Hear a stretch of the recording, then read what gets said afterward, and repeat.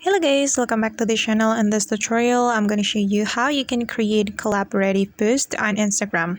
Okay guys, here I have my Instagram application opened on my phone, and the first thing you have to do is clicking on this plus button.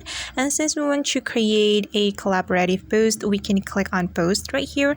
Then you can select a video or photo from your gallery that you want to post. And for example, I'm going to select this photo, and after that we just need to click on next right here, and you can add a folder or music to your Instagram post, but I'm going to skip this step, so just click on next, and then you can click on tag people right here. Then since we want to create collaborative post, we can invite the collaborators.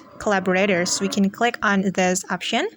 Then you can search for the user that you want to invite, and for example, I'm going to invite this user. Okay, and just tap on the user. Okay, and now we just need to click on this check mark button after we're done selecting the user. Okay, and we can click on share to share our Instagram post.